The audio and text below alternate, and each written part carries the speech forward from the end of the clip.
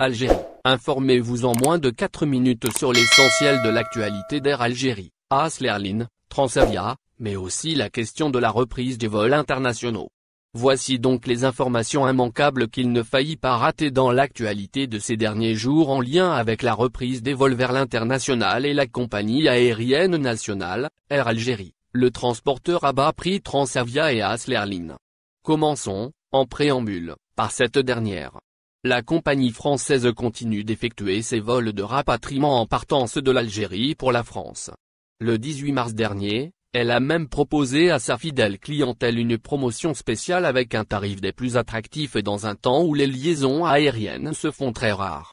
Dans le détail, tous les billets de ces vols qui ont relié la capitale algérienne, Alger, à celle française, Paris, entre la même date et le 22 du mois en cours, étaient disponibles à la vente, à partir de 53 500 DA.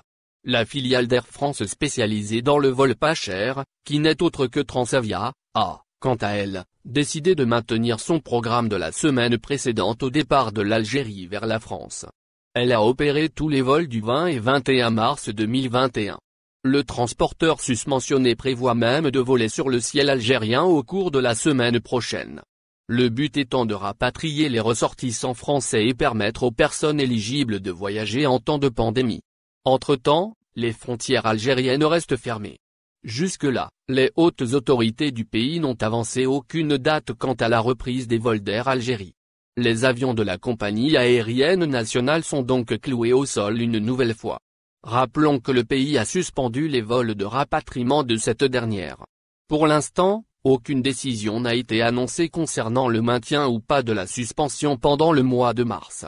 Cette situation qui tarde à connaître un épilogue a suscité, ces derniers jours, l'intervention de plusieurs spécialistes. Le gouvernement n'autorise pas la reprise immédiate des vols dans le but d'éviter un scénario semblable à celui du Maroc. Le pays voisin, selon l'expert en virologie, a ouvert ses portes et s'est exposé au grand risque de la contagion. Dès lors, le pays a enregistré de nombreuses contaminations au coronavirus, semble-t-il dire. Le spécialiste ne nie donc guère que la fermeture des frontières a agi en tant que bouclier contre la Covid-19. Le professeur Kamel Djenoua qui est revenu également sur le sujet n'en pense pas moins. Pour lui, la fermeture de l'espace aérien nous a même épargné d'une troisième vague. De son côté, le docteur Abdelhafid Keidi estime que les fléchissements qu'enregistre dernièrement la courbe épidémique sont dus à la suspension des vols. L'ex-membre du comité scientifique, Bekat Berkani s'est également exprimé sur le sujet. Pour lui, il est encore tôt pour penser à la reprise des vols.